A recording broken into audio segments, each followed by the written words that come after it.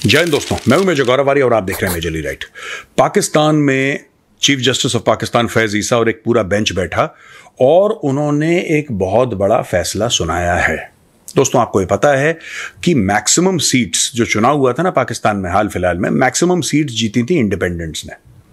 और वो जो इंडिपेंडेंट्स थे वो सारे के सारे एक्चुअली एटलीस्ट 95% ऑफ देम वो इमरान खान की पार्टी की तरफ से थे। लेकिन क्योंकि पीटीआई को इलेक्शन नहीं लड़ने दिया गया, इलेक्शन कमीशन ऑफ पाकिस्तान ने रोक दिया, क्योंकि पीछे से जनरल आसिम मुनीर ने डंडा चलाया, इसकी वजह से इमरान खान इलेक्शंस में पार्ट नहीं ले पाया, प्लस उसको जेल में डाल दिया पकड़ के, ये केस वो केस में फंसा के उसको जेल में डाल दिया।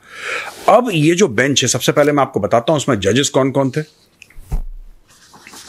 ठीक है जी, इसमें justice Faiz Isa, chief justice Faiz Isa of course, Syed Mansoor Ali Shah थे, मुनीब अख्तर, याहिया अफरीदी, अमीनुद्दीन खान, जमाल मंदोखैल, मोहम्मद अली मजहर, आयशा मलिक, अथर मिनल्ला, सैयद हसन रिजवी, शाहिद वहीद, इरफान सादात खान, नईम अख्तर अफगान, इन लोगों ने केस सुना है। और कोर्ट ने यह बोला है कि PTI, Pakistan Tehreek Insaf, despite not contesting under a single symbol, retains is constitutional right to participate in elections and field candidates.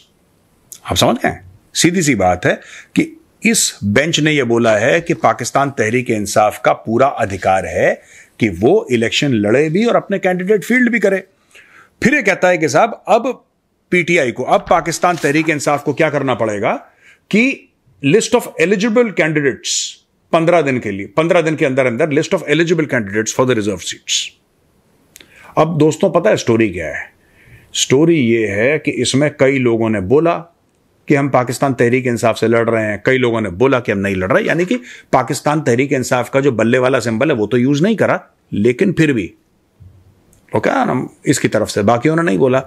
अब क्या होगा यहां पे कि यहां पे 39 कैंडिडेट्स, अब देखो आप फिगर समझ लो क्या गेम चल रहा है यहां पे। 39 कैंडिडेट ने यह मेंशन करा कि वो पीटीआई से हैं और वो पीटीआई के मेंबर ऑफ नेशनल असेंबली अपने माने जाएंगे। 41 ने मना कर दिया। अब ये जो 41 है, गेम समझो, 39 ने बोला था डन, हम पाकिस्तान तहरीक इंसाफ से हैं लेकिन हम इंडिपेंडेंट लड़ रहे हैं, लेकिन वो हमारी पार्टी के लॉयल्टीज हैं। 41 जो थे, 41 ने बोला कि भाईजान मैटर ही नहीं है कोई। उन्होंने बोला कि साहब हम, उन्होंने लिखा ही नहीं पीटीआई का नाम। अच्छा, उस समय कई लोगों ने पीटीआई का नाम डर के मारे नहीं लिखा, क्योंकि हंटर पढ़ रहे थे पीटीआई को। इमरान खान को जेल में डाल के बैंड बजाया जा रहा था इमरान खान का, और ये डब्बू जी टाइप के लोग ना, ये और भी अलग अलग लोग जो पाकिस्तान में थे, ये छोड़ छाड़ के भाग रहे थे। They were running away from PTI. किसी ने पॉलिटिक्स से संन्यास ले लिया, किसी ने पीटीआई संन्यास ले लिया, किसी ने और, क्योंकि फौज इनके घर में गाड़ियां भेज रही थी, बंदे भेज रही थी, मार पीट। आपने तो देखा ही है डब्बू को भागते हुए कोर्ट से, आपने देखा होगा, ये इमेज देखिए, फोटो देखिए, डब्बू भाग रहा है, देखिए 150 किलो का है डब्बू, 150 किलो का, और भाग रहा डब्बू तेजी तेज। फवाद हुसैन है इसका नाम, फवाद चौधरी, लेकिन हम प्यार से इनको डब्बू जी कहते हैं, पाकिस्तान में भी इनको प्यार डब्बू जी कहते हैं। अरे डब्बू ने क्या करा कि डब्बू ने यूटर्न लिया फट से और बोला कौन इमरान खान? मैं तो जानता ही नहीं इमरान को यार, मैं तो जानता ही नहीं, पता नहीं कौन इमरान खान है, कैसी बच्चों वाली बातें कर रहे हो। उसने कट, और काफी लोग कट गए, 80-90%। कुछ लोगों ने अपनी अलग पार्टियां बना ली, किसी ने कुछ करा, किसी ने कुछ करा, तो ओवरऑल ये ड्रामा चल रहा है पाकिस्तान में। अब वो जो बाकी 41 हैं उनको 15 दिन दिए जाते हैं कि 15 दिन के अंदर तुम डिसाइड करो कि तुम पीटीआई के साथ हो या पीटी के साथ। अगर वो कह देते हैं कि हम पीटीआई के साथ हैं, तो दोस्तों फिर गेम चेंज हो जाता है पार्लियामेंट में, फिर गेम चेंज होता है। फिर PTI becomes an official force. अभी ऑफिशियल फोर्स नहीं है क्योंकि उसको चुनाव लड़ने नहीं दिया गया, तो अभी पीटीआई की तरफ से कोई भी नहीं है। लेकिन अगर ये रिकॉग्नाइज हो जाता है और फॉलो थ्रू हो जाता है, then they become a solid fighting force, जो कि सरकार की नाक में दम करने का सलाहियत रखती है। अच्छा, इसमें भी 2-3 चैप्टर्स हैं। चैप्टर ये है कि भाई ये डिपेंड करेगा कि इमरान खान क्या करता है, क्योंकि फौज ऐसे तो छोड़ेगी नहीं यार। इमरान खान को एक केस में फंसा, बरी हुआ, दूसरे केस में फंसा, बरी हुआ। इमरान खान के ऊपर लोग बताते हैं पाकिस्तान में, जो मेरे जान पहचान के हैं, वो कहते हैं मेजर साहब 200 से लेकर 250 एफआईआर फाइल करें इमरान खान के खिलाफ। कभी ये केस, इसने हमारी, और झूठे फ्रॉड, उसके ऊपर इतने गलत केस फाइल कर दिया। और ये है कि भाई आप एक केस के अंदर देखो एक केस के अंदर अगर वो गया, for example Imran Khan jail में गया और 2 महीने के बाद वो बरी भी हो गया उस केस में, एक और केस फाइल करा, तो 200-250 केस में तो पूरी उम्र वो 70s में यार अपना आदमी, ही इज इन 70s, उसकी तो आपने वाट लगा दी, आपने इमरान खान की वाट लगा दी। वो 70 साल से ज्यादा है, जब तक वो जेल से निकलेगा 5-7 साल के बाद, 80 साल का हो जाएगा। 80 साल का हो जाएगा फिर क्या ही कर लेगा, कौन सा चुनाव लड़ लेगा यार वो। तो ये समझने वाली बात है।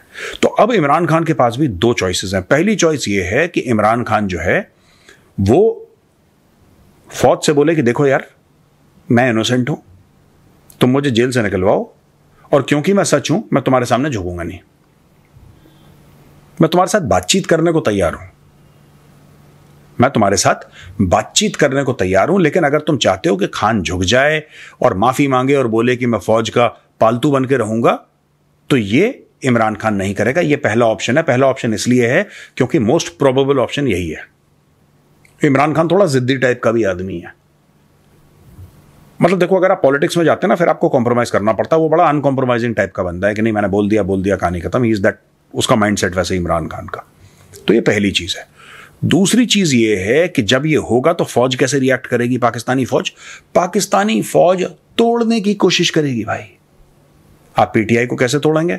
आप पीटीआई को इस तरीके से तोड़ेंगे कि ठीक है पीटीआई के आ रहे हैं, जजेस ने बोल दिया, ओके, इमरान खान क्योंकि कॉम्प्रोमाइज नहीं कर रहा, उसको जेल में रहने दो, उसको जेल में रहने दो इमरान खान को, और किसी एक बंदे को पकड़ो पीटीआई वाले को, उसके ऊपर डालो प्रेशर उसके, क्योंकि इन सबके काले कारनामे हैं पाकिस्तानियों, किसी ने पैसे चुराए, किसी ने कुछ कराई, हर जगह मिल जाते हैं ऐसे लोग, राइट। उसके ऊपर प्रेशर डालो कि भाई तू बनेगा पीटीआई का चीफ, सब लोग तेरे को इलेक्ट करेंगे और तू धीरे धीरे धीरे इमरान खान से कट के पीटीआई को अलग रास्ते में ले जाएगा। यानी कि -1 फॉर्मूला। -1 फॉर्मूला मतलब पाकिस्तान तहरीक इंसाफ माइनस इमरान खान। तो ये -1 फॉर्मूला ये चीज है।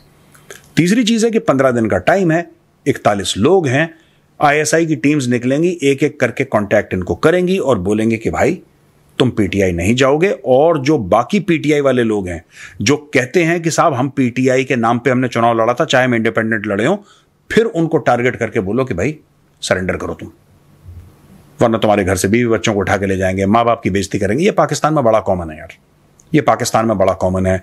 पुलिस वाले आके घर वाले की लेडीज के साथ बदतमीजी करते हैं। This is very common in Pakistan. मतलब कि इट इज शेमफुल यार। ठीक है पुलिस करप्ट है, मुझे समझ में आती है बात, अग्री नहीं करता लेकिन समझ में आती है। अगर कुछ और है मुझे समझ में आता है, राइट।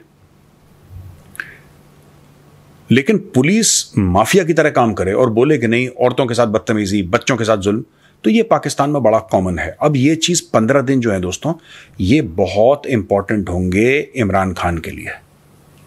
क्या मुझे लगता है खान कॉम्प्रोमाइज करेगा? I don't think so.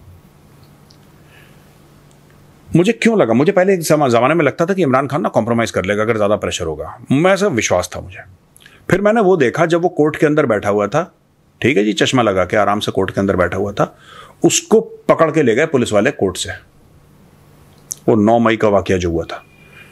अच्छा, उसको पकड़ के ले जा रहे हैं, उस बंदे के माथे पे शिकन नहीं, इमरान खान के ना, उसके माथे पे शिकन नहीं, उसके मुंह पे खौफ नहीं। वो ऐसे जा रहा है जैसे पता नहीं कि पिक्चर देख रहा होगा या बैठ के पॉपकॉर्न खा रहा होगा, उसको कोई फर्क नहीं।